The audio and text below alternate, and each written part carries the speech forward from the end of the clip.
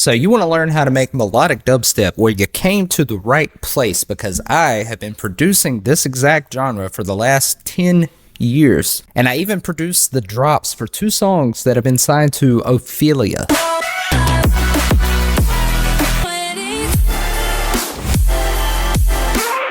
And though this tutorial will focus on FL Studio stock plugins only, I highly recommend that you get yourself Serum, because it will save you a lot of time. I also recommend that you click the link in the description if you want a one-on-one lesson with me, because that will also save you a lot of time. The main thing in a melodic dubstep drop is the chords. That's the most important piece. So these are the chords I have for this drop.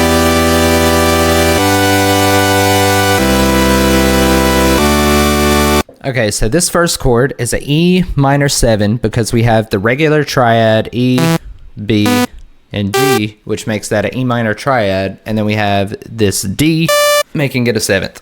And then the second chord, we have a G major 7, where we have G, B, and D, making that a G major triad with the added 7th of the F sharp, and that gives a very emotional. Then we have a C major 7, which is C, G, E, and B. And then we have a regular old D major.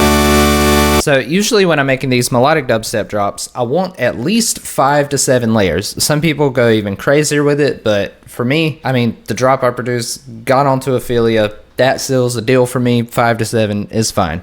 We're just going to go through 5 to make this simple, so you can see how each one of these different layers interact with each other. So usually what I will do is I will have the first layer just be chords, just completely default. No detune, nothing.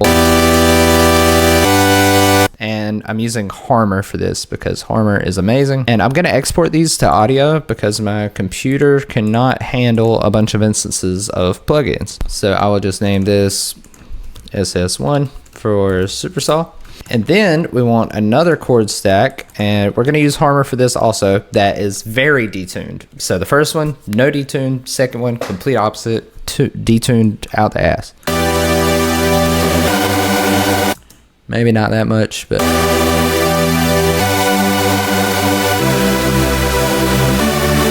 And sometimes I'll even double up these chords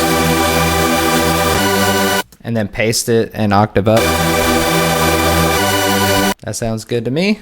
We're going to export that. And you'll notice I haven't put reverb on anything yet, and I will explain that later because that is sort of one of the hidden layers that you won't really hear. And now the rest of the layers are just going to be subtle variations, like introducing some square. Maybe changing the amount on this harmonizer. You can change the type of unison and the phase of it.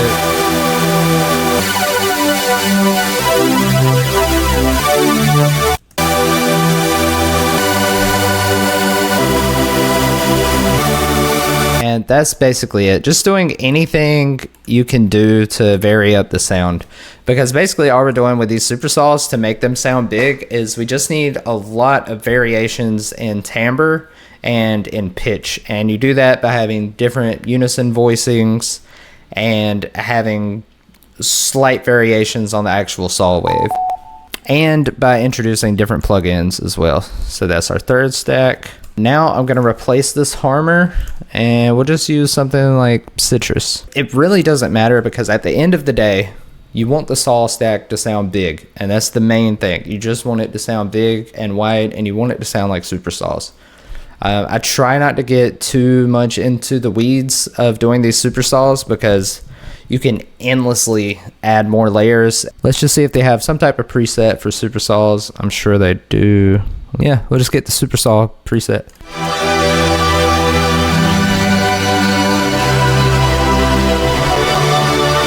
And you can hear that has reverb on it. I'm just going to leave it because I like there to be variation. We could take the reverb out, but it doesn't matter. It's like all of the sound design stuff matters a lot, and it also doesn't matter at all. As long as you get the fundamentals of it right, that's all that really matters. So we got one with citrus, and now let's get one with, let's go crazy town. Let's use a 3x oscillator, and let's just move this coarse pitch to 0, make them all the same. Yeah, we'll just detune it some, detune it this way. Maybe even mess with the fine tune on oscillator 3. All right, now we have our 5 layers. I'm just gonna select all of these by clicking Control and click and dragging down. Then we're gonna go to our mixer, right click and route selected channels to this track. I'm gonna put a limiter on it, make sure everything stays at 0 dB.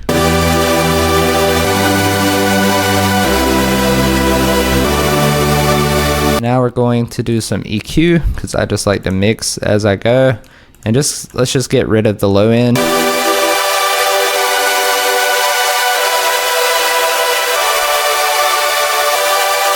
Usually I do a low pass around anywhere from 10K to 15 because we're gonna have a layer of white noise that goes in place of that 10 to 15K, because with all the different detunes and everything, it can get very messy in the high end. And having the white noise in there gives it this really clean sound on the top end that sounds really nice.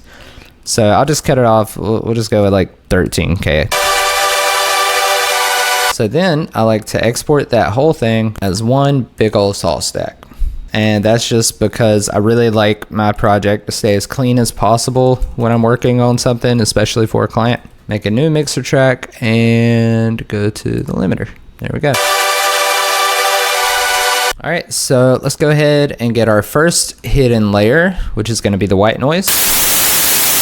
I'm just going to grab my own white noise from my Modern Post Arsenal pack. You can get it on the YouTube shop, but any white noise from anywhere is fine. And I'm gonna blend this in at a pretty quiet volume. And I'm going to high pass it so it's only taking up those frequencies that we took away from the chords. And I'm gonna route that to the same track as the Supersaw so they're all getting processed together.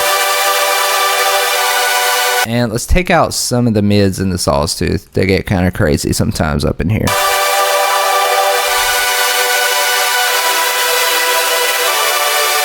We have our first hidden layer, and now we're going to do our second one, which is just going to be a completely wet reverb.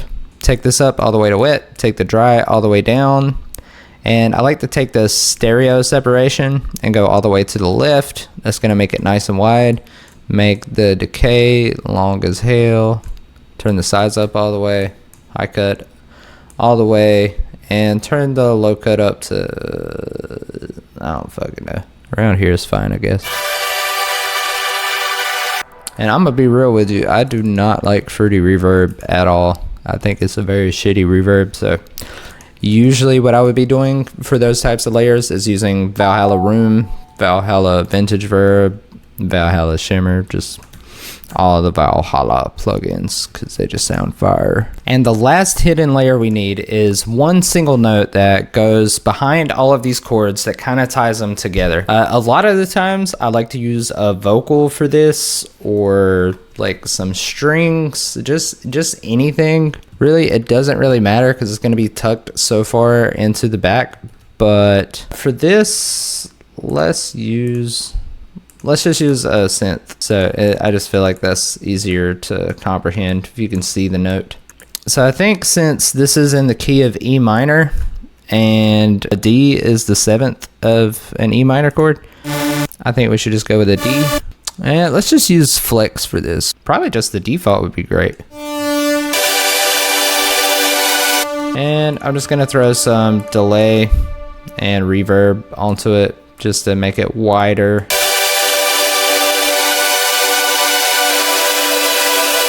I'm going to export that to audio, and a lot of the times I actually like to have a bunch of these layers in the background and sort of pan them different ways, but for demonstration purposes, and since we're trying to use FL stock only, I'm just going to keep it with this one synth. But usually I'd have like one vocal repeating with a lot of reverb, maybe throw a pad, a few pads, some strings. So I'm going to export that and also route that to the Supersaw because I want the noise, all of the hidden layers, all of that to be perceived by the listener as the chords. And congratulations, you have now made a Supersaw stack that sounds huge. So we're going to export that all together as one big audio file. For the bass, I'm just going to copy the bass notes from these chords.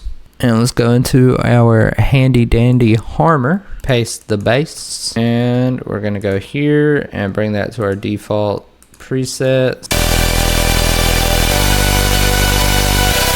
Usually with the mid basses, I have around 3 to 5 different layers. I like to do one that is just a default saw wave, kind of just like with the Supersaw stack.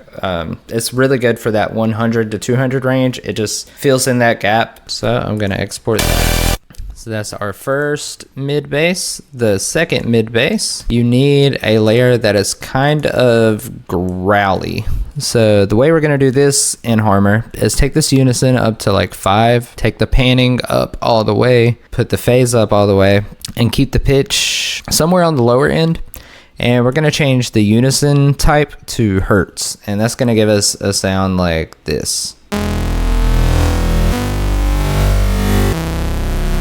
And also like to take the harmonizer and bring the width down and bring the amount up.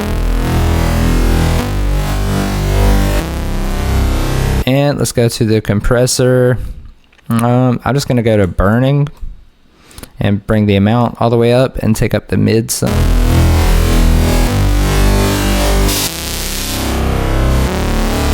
And let's get some distortion in there. And you can just play with this and get it how you want. All right, so there's our second mid bass 2.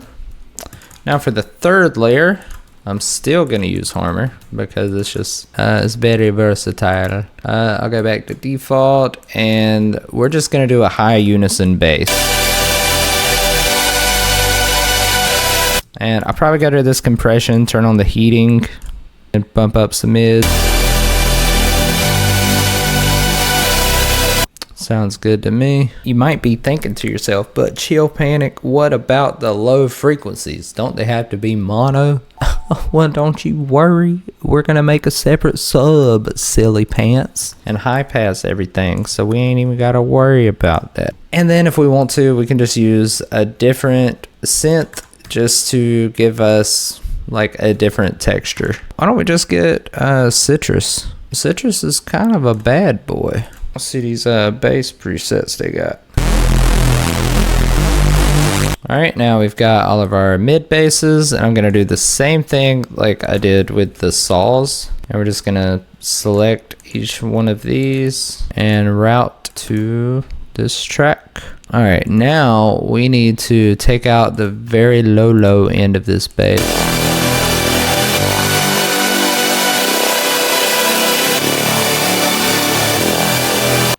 And we need to take out these highs. Some of the mids too, especially this like 300 to 400 range can get a little messy. After the EQ, we're gonna add in a compressor, kind of blend it all together.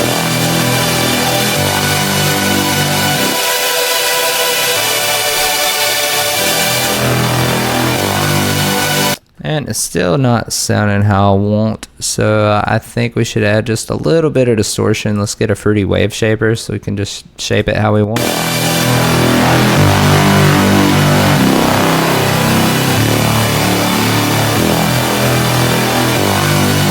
And then we need another EQ after that distortion because that brought in some more low end. Let's export that mid bass all into one audio file so you have a clean file to work with. Alright, and now for the sub bass, we just need a regular old sine wave. So I'm just going to grab 3x os again, and I'm just going to get rid of the volume on these other two oscillators. You can do that by clicking these and dragging them down. And let's just make this a sine wave, easy peasy. And now we can take our sub and our mid bass, select both of those, and route to this track only so we can compress our sub bass and our mid bass together.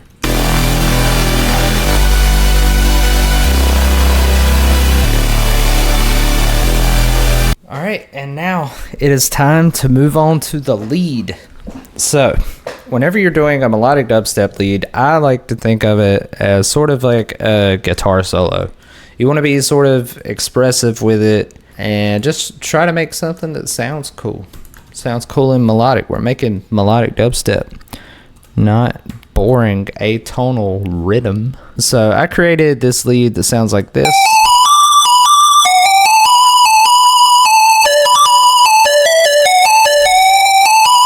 And another thing I like to do is have the last note of the melody end off on the same note that it starts with.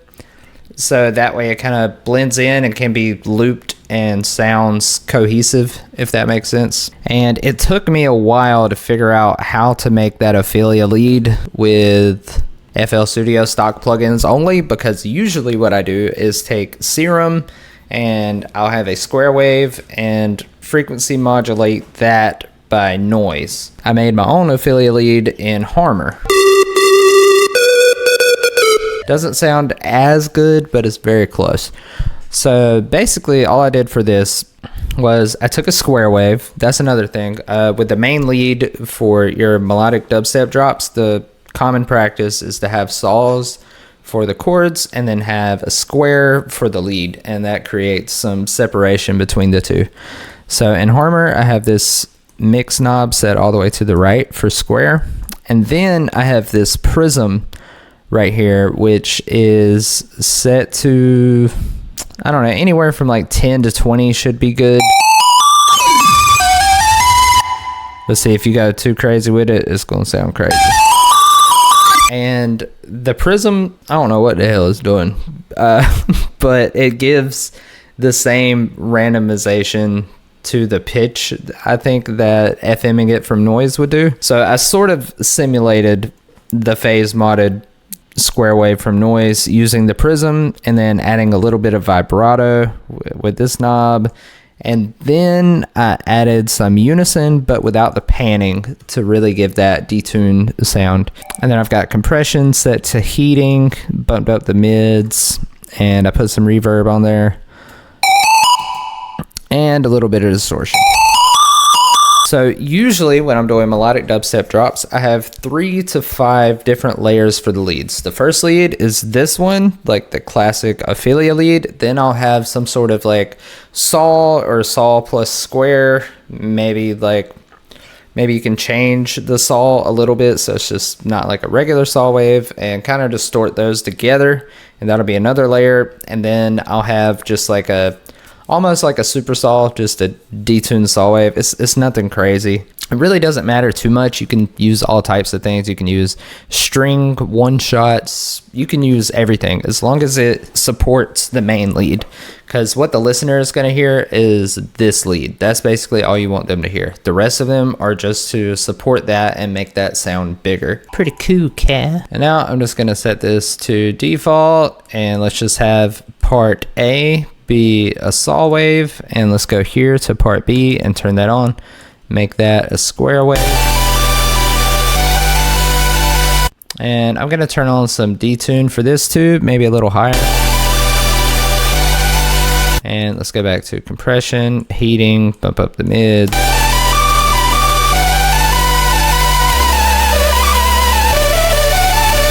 Alright, that's our second lead. And really, I think it would be best just to go to flex and just put in a bunch of random presets, because that's usually what I'm doing, to be honest. Just for the lead, I'm really only concerned with the main lead, and the rest of it is really just putting a bunch of random shit behind it. Let's see what this sounds like. Nope, maybe. Can somebody tell me if they've ever used this?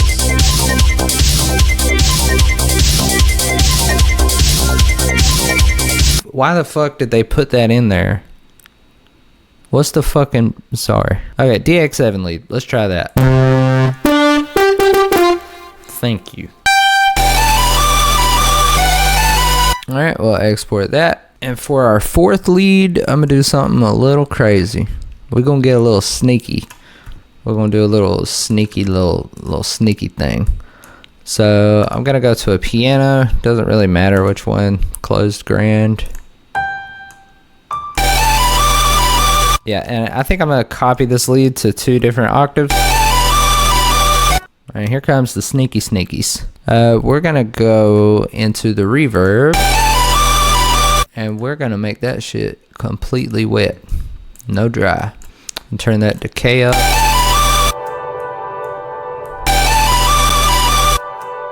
Now don't ask me why this works, because I don't know. I saw AE5 talk about it a long time ago, and I was like, whoa. And then I've just been doing it ever since. But for some reason, you take a piano, you turn the reverb up all the way, and then you compress it after the reverb. It just makes your lead stand out for some reason. I don't know why. Don't ask me.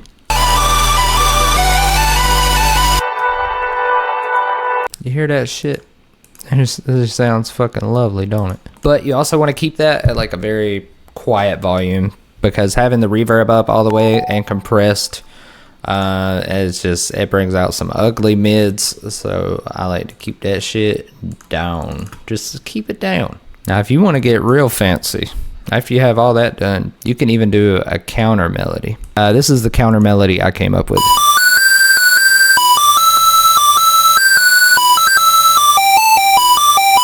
And for these, it sounds complicated. Like when you put those together, it's like, wow, this guy's a musical genius.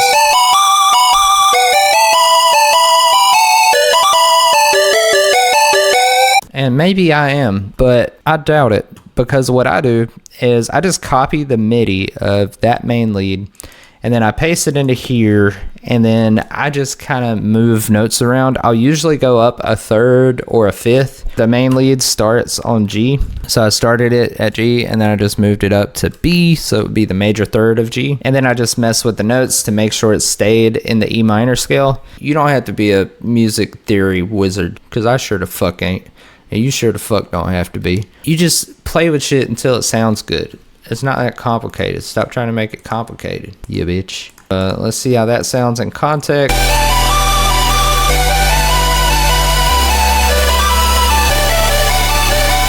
I will add a little extra reverb to the counter melody to further tuck it into the background.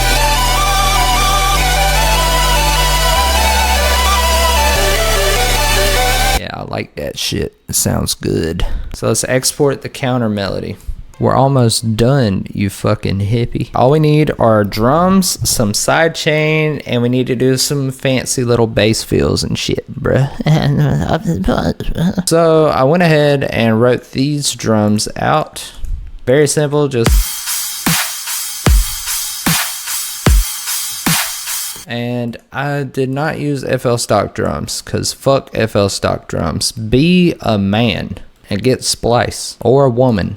Or if you don't prefer to identify with any gender, be that. Just don't be some stupid bitch that uses FL stock drums. So I have this kick from Chime. This is a nice clean kick. And I have this standard kick from Virtual Riot. Just a nice old 909. Then I've got this clap from Company. And this other clap from Samplifier. And I have the clap high passed like that. Because really all you really want from that clap is like this 1K. Just that extra little thump to it, you know. Then I have this top loop from my pack, Modern Post Arsenal, which is a more rock focused pack, but it's got some nice top loops. Just some cymbals. I pitched them up and high passed them. And then I also have these cymbals, one from Sultan. Sultan cymbals are goated. And then Virtual Riot. And this one's only coming in on the snare. Before we go any further, we need to make a side chain for all of these babies. And that's what the hell we're gonna do. So over here on the side, I'm going to make this insert 17 my side channel track. My side chain channel. What the fuck am I even saying? And I'm just gonna route everything to that. Now what you could do is actually sidechain with the Fruity limiter, but I'm not gonna do that because gross. I don't like that shit. That's fucking That's 2010, bro. We in 2025. We don't do that anymore. I'm just gonna put a fruity balance instead. So I'm gonna create an automation clip, and then I'm gonna copy value, because 80% equals 0 dB with no change with FL Studio for some reason. So I'm gonna double click the automation clip, go to max, and go to paste value. So now all the way at the top is no change in volume, all the way at the bottom is 0. Because these are the kind of things we have to do in FL Studio, because we decided to use FL Studio and we didn't know we were going to have to do dumb shit like that, because the image line lied to us and didn't explain that that's how it was. But now we know. Anyways, I'm going to take the grid size to, I don't know, half a step, fourth beat, whatever suits your noggin, and just play with it and get it sounding how you want to. And just every kick and snare hit, I'm just gonna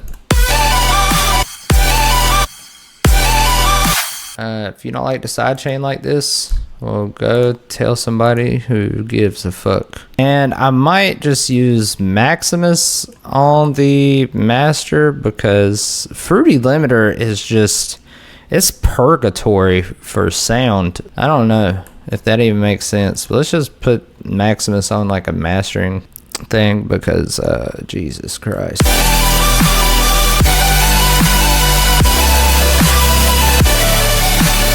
Now that we've got all the basics down, we just need to throw some bells and whistles, throw a couple of little fills and stuff. By the way, if you do not want to have to do this yourself, I made a completely free sample pack, which you can get on the free tier of my Patreon, that has a bunch of little bass fills and stuff. I've got stuff like this.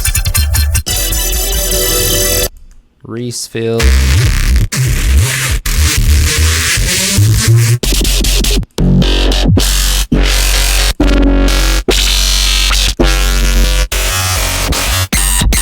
But anyways, whenever you're structuring a melodic dubstep drop, you know, you either have the fill come in at first and then the saws come in on the snare, or you have the saws come in on the one, like right at first, and then have some type of feel on the snare. My favorite thing to do is to have some type of feel at the very beginning, and then all the saws come in at the snare. Sorry. Because for me, that makes it feel like the saws coming in on the snare just feels super emotional and expressive. Do like a little pluck. And let's just make a wide bass. Turn on this pluck. Oh, we could actually go to hertz. Yeah. Let's do something simple.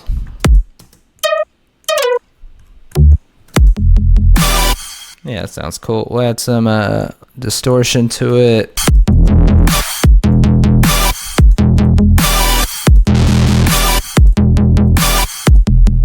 Let's automate that pluck, actually. And to fill this bass out a little bit, I'm going to turn on B and just do regular unison. You know what? I'm done. That's the tutorial, because that's pretty much all you need. That's everything you need for a melodic dubstep drop. So here's the final product, and if you still feel confused, hit the link in the description. Schedule a one-on-one lesson with your boy to take you light years away from where you are now to the promised land of understanding things. Here we go.